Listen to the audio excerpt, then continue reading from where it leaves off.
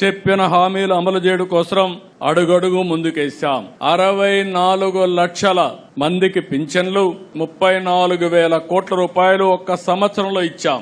మనం ఇది చెప్పకపోతే ప్రజల్లో కూడా అర్థం కాకపోవచ్చు. 4,000, 6,000, 10,000, 15,000 రూపాయలు పింఛన్లు ఇచ్చే ఏకైక ప్రభుత్వం భారతదేశంలో ఒక్క తెలుగుదేశం ప్రభుత్వం, ఒక్క ఆంధ్రప్రదేశ్ రాష్ట్రం ఒకటే.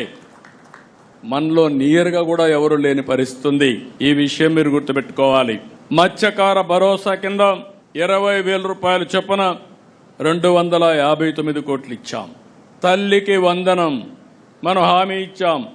ఎంతమంది పిల్లలుంటే అంతమంది పిల్లలకి ఇస్తామని చెప్పి 67,27,164 మంది విద్యార్థులకి 10,000 కోట్ల రూపాయలు ఇచ్చే ప్రభుత్వం తెలుగుదేశం ప్రభుత్వం ఒకేసారి.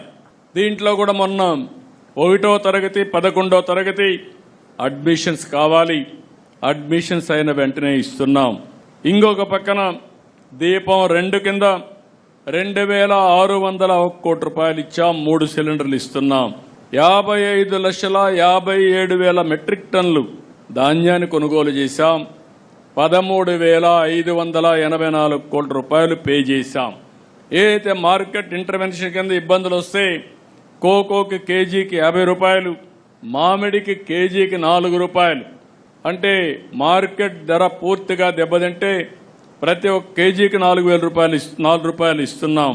ఇంకో పక్క పొగాకైతే కొనేవాళ్ళు లేకపోతే మనమే కొనే పరిస్థితి. రాబోయే సంవత్సరం దీన్ని ఏ విధంగా అమ్మాలనో దానికి ఒక ప్రణాళిక తయారు చేసుకుంటున్నాం. పామాయిల్కి ఇబ్బంది వచ్చినా, మిర్చికి ఇబ్బంది వచ్చినా ఎక్కడికక్కడ మానిటర్ చేస్తూ మార్కెట్ ఇంటర్వెన్షన్ కానీ సరైన సమయంలో కేంద్ర పాలసీల్ని మార్చడానికి కూడా వారితో కూడా మాట్లాడుతూ ఎప్పటికప్పుడు అనుసంధానం చేసుకుంటూ ముందుకు పోతున్నాం. మెగా డిఎస్సి 16,347 ఉద్యోగాలకు నోటిఫికేషన్ ఇచ్చాం. ట్రాన్స్పరెంట్గా చేస్తున్నాం. ఈవెన్ ఎక్కడ కూడా ఒక జీరో మిస్టేక్ లేకుండా చేయబోతున్నాం. ఇంకో పక్క అన్నా క్యాంటీన్లు 204 పెట్టాం. ప్రతి నియోజకవర్గంలో ఒక అన్నా క్యాంటీన్ పెట్టడానికి నిర్ణయం చేశాం. 5 రూపాయలకే పేదవాడి ఆకలి తీరుస్తున్నాం.